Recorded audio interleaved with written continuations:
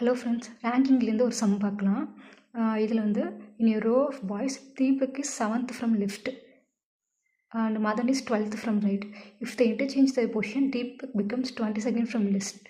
How many boys are the round கேட்டிருக்காங்க. ஓகேவா, இவங்க வந்து என்னென்னா லெஃப்ட் ரைட்டு வந்து கொடுத்துருக்காங்க.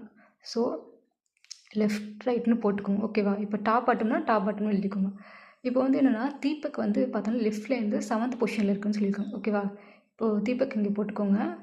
லெஃப்ட்லேருந்து எத்தனை 7Lன்னு போட்டுக்கோங்க. அதே மாதிரி பார்த்தோன்னா மதன் வந்து பார்த்தோன்னா ரைட்லேருந்து 12th பொசிஷன்.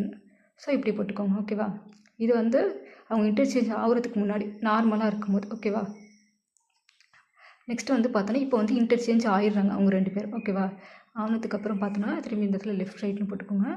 இப்போ வந்து என்னென்னா இங்கே இருக்கிற பொசிஷனில் வந்து பார்த்தோன்னா மதனை இங்கே போட்டுக்கோங்க, தீபக் இங்கே போட்டுக்கோங்க. ஓகேவா, மதன் 7L. ஓகேவா, தீபக். ஓகே, அவங்க 2 பேரும் இவர் இங்கே போகிறாரு, அந்த மாதிரி மாற்றி போய்ப்பாங்க. ஓகேவா, இப்படி எக்ஸ்சேஞ்ச் ஆனதுக்கப்புறம் என்ன இருக்குன்னா Deepak becomes 22nd from left. ஓகேவா, இப்போ தீபக் வந்து என்னென்னா லெஃப்ட் சைட்லேருந்து எத்தனாவது பொசிஷன்னா 22nd பொசிஷனில் இருக்கார். ஓகேவா, அப்போது நமக்கு வந்து தீபக்கோட லெஃப்ட் சைடுக்கு முன்னாடி எத்தனை பேர், ரைட் சைடுக்கு எத்தனை பேருங்கிறது தெரியுது. ஓகேவா, இதை வச்சு நம்ம வந்து எவ்வளோ பாய்ஸ் இருக்காங்கிறத கண்டுபிடிச்சிட முடியும். ஓகேவா, இப்போ வந்து தீபக்ங்கிறது ஒரு பொசிஷன். ஓகேவா, இவர் 22வது பொசிஷனில் இருக்கார் லெஃப்ட்லேருந்து. அப்போ இவருக்கு முன்னாடி வந்து லெஃப்ட் சைடில் 21 பேர் இருக்காங்க. ஓகேவா, அடுத்ததாக வந்து ரைட் சைட்லேருந்து 12வது பொசிஷனாக.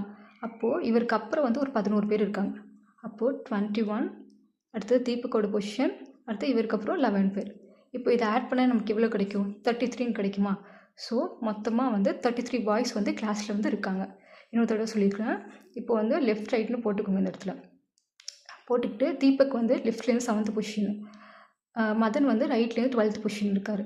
அடுத்ததாக அவங்களோட பிளேஸை வந்து இன்டர்சேஞ்ச் பண்ணிக்கிறாங்க. மதன் இங்கே வந்துக்கிறாரு, தீபக் வந்து இங்கே போய்க்கிறாங்க. அந்த மாதிரி போட்டுக்கிட்டோமா.